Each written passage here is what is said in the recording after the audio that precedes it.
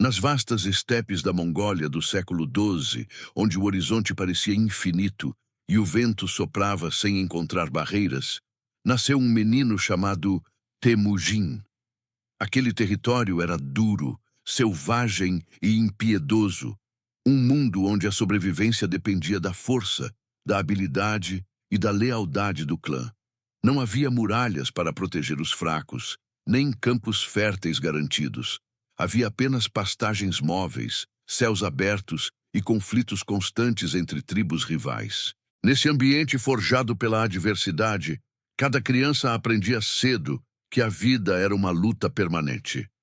Temujin era filho de Yesugei, um chefe tribal de relativa influência entre os mongóis. Seu nascimento indicava a possibilidade de uma posição respeitada no futuro, mas a estabilidade nas estepes era sempre frágil. Quando o garoto tinha apenas 9 anos, seu pai foi envenenado por inimigos antigos, deixando a família vulnerável em meio a disputas internas e ameaças externas. A morte de Yesugei não trouxe apenas luto, trouxe o colapso da proteção que mantinha a família unida sob a autoridade de um líder. Sem o patriarca, o clã abandonou Hoelun, mãe de Temujin, e seus filhos. Considerados um peso inútil, foram expulsos e deixados à própria sorte nas planícies geladas. A partir daquele momento, a sobrevivência passou a depender exclusivamente da capacidade de resistir à fome e ao isolamento. Eles caçavam pequenos animais, recolhiam raízes e lutavam contra o inverno rigoroso, enquanto observavam outros clãs prosperarem às custas de alianças e força militar. A infância de Temujin foi marcada pela escassez e pela insegurança constante.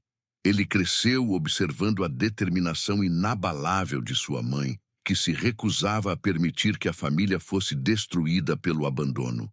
Cada refeição conquistada era fruto de esforço extremo. Cada noite sobrevivida era uma vitória silenciosa contra a morte.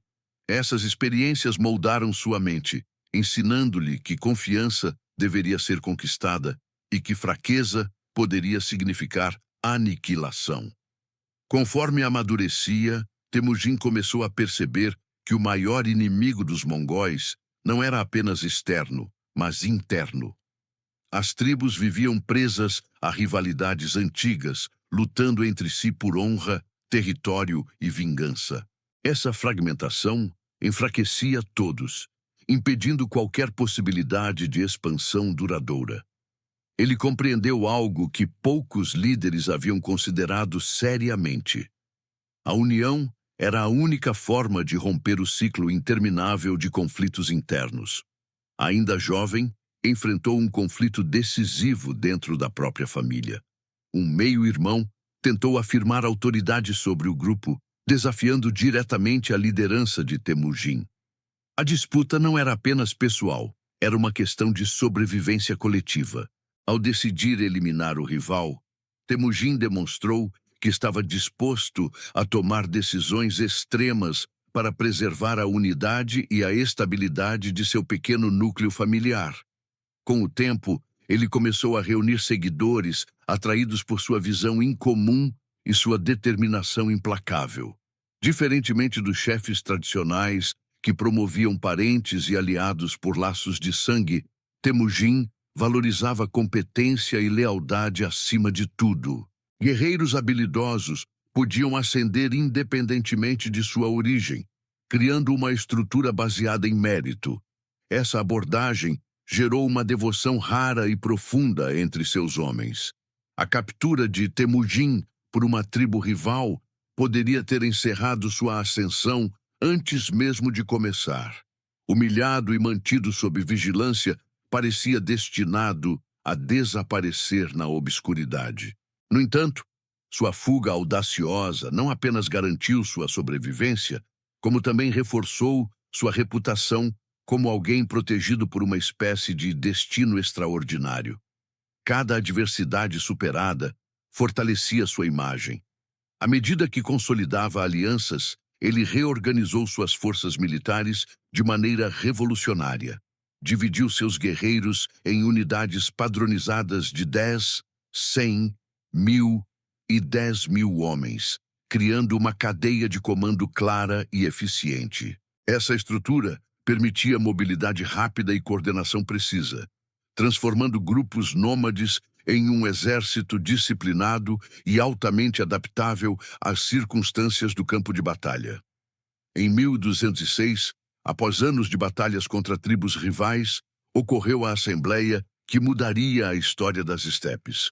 No Kurultai, uma reunião solene de líderes mongóis, Temujin foi proclamado Genghis Khan, título que pode ser traduzido como governante universal. A partir desse momento, sua ambição deixou de se limitar à unificação interna e passou a mirar territórios além do horizonte conhecido.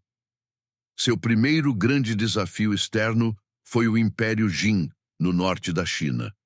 As cidades chinesas eram protegidas por muralhas imponentes e exércitos numerosos, muito diferentes dos confrontos tribais nas estepes. Genghis Khan demonstrou flexibilidade estratégica, incorporando engenheiros capturados e aprendendo técnicas de cerco para enfrentar fortalezas aparentemente inexpugnáveis. A mobilidade continuava sendo a principal vantagem mongol. Cada guerreiro possuía múltiplos cavalos, permitindo deslocamentos rápidos e resistência incomum em campanhas prolongadas. Essa velocidade tornava difícil para os inimigos preverem movimentos ou organizarem defesas eficazes. O ataque surgia de forma repentina, muitas vezes antes que a notícia da aproximação do exército chegasse às cidades ameaçadas. Uma das táticas mais eficazes empregadas por Genghis Khan era a falsa retirada. Fingindo recuar, seus homens atraíam os inimigos para terrenos desfavoráveis, onde podiam cercá-los com precisão devastadora. A disciplina exigida para executar tal manobra demonstrava o alto nível de treinamento e confiança mútua dentro do exército mongol. Após consolidar vitórias na China, o foco voltou-se para o oeste, onde o Império Corásmio dominava vastas regiões da Ásia Central. Um conflito diplomático envolvendo comerciantes mongóis resultou em represálias severas. Genghis Khan respondeu com uma campanha militar que ficaria marcada pela intensidade e pela destruição sistemática de cidades que resistiam. Apesar da brutalidade associada às conquistas, o governo mongol apresentava elementos surpreendentemente pragmáticos. Havia tolerância religiosa e incentivo ao comércio, desde que a lealdade ao Khan fosse mantida. Essa política facilitava a administração de territórios diversos e culturalmente complexos. O sistema de comunicação conhecido como Yam estabeleceu estações de revezamento ao longo das rotas principais do império. Mensagens podiam atravessar grandes distâncias em tempo recorde, garantindo coordenação administrativa e militar. Esse mecanismo foi fundamental para manter coesão em um território vastíssimo. Em poucas décadas, o Império Mongol expandiu-se da China até o leste europeu, tornando-se o maior império contínuo já registrado. A amplitude geográfica de suas conquistas alterou profundamente as rotas comerciais, as estruturas políticas e o equilíbrio de poder na Eurásia.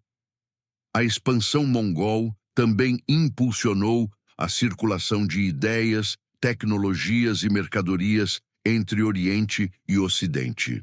A chamada Pax Mongólica garantiu segurança relativa às rotas comerciais, fortalecendo intercâmbios culturais que moldariam séculos posteriores. Em 1227, durante campanha contra o reino Tangut, Genghis Khan morreu. As circunstâncias exatas permanecem incertas, envoltas em relatos divergentes.